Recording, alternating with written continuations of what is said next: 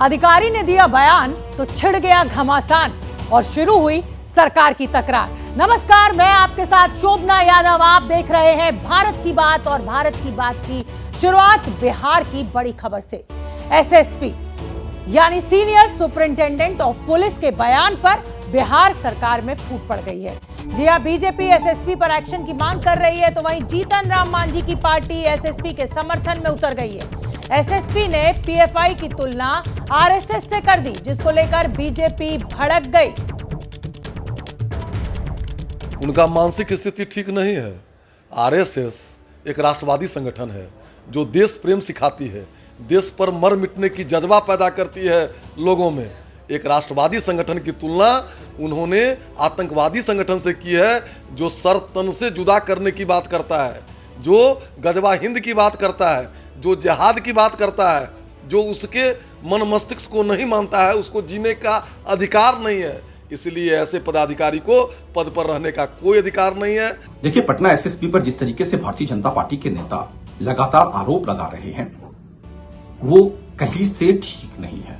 उन्होंने सिर्फ ये कहा है कि जिस तरीके से संघ सुबह सुबह शाखा लगाता है, वैसे ये लोग भी शाखा लगाते हैं। तो इसका मतलब ये नहीं है कि उन्होंने संघ को आतंकवादी संगठन बता दिया।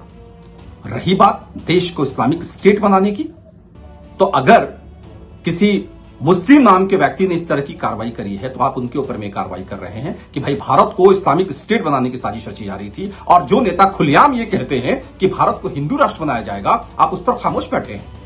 अगर इस्लामिक स्टेट बनाने की बात करना गुनाह है, तो भारत को हिंदू राष्ट्र बनाने की बात करना भी गुनाह है। भारत के संघीय ढांचे पर यह चोट है।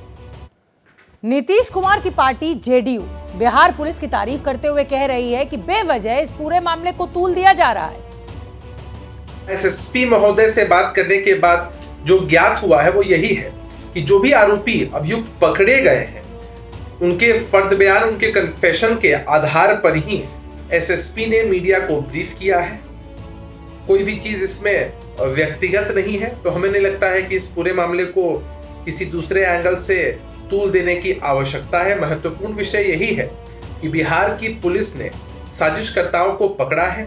अगर किसी ने गड़बड़ी की है तो वह शिकंजे में आया है और आने वाले समय में उस पर कड़ी कार्रवाई भी होगी। दरअसल पटना के एसएसपी मानवजीत सिंह ढिल्लों ने पटना से 2 संदिग्ध आतंकियों की गिरफ्तारी के बाद प्रेस कॉन्फ्रेंस की थी और उसी दौरान उन्होंने ऐसा कुछ कह दिया जिस पर बड़ा राजनीतिक बवाल खड़ा हो गया।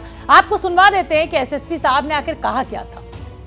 अभी तो अनुसंधान बिल्कुल प्रारंभिक स्टेजेस पर है।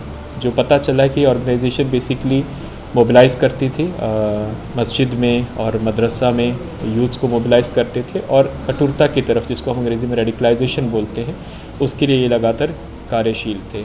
इसका जो मॉडस था कि ये लोग जैसे शाखा होती है, आरएसएस अपनी शाखा ऑर्गेनाइज़ करते हैं और लाठी की ट्रेनिंग देते हैं, उसी तरह से ये लोग शारीरिक प्रशिक्षण, फिजिकल एजुकेशन के नाम से लोग अपने यूथ्स को बुला के और उनको प्रशिक्षण दे रहे थे। और उसी के साथ ही जो अपना एजेंडा है और प्रोपेगेंडा है, उनके माध्यम से यूथ्स को ब्रेन वॉश करने का काम कर रहे हैं। एबीपी न्यूज़ आपको रखे आगे।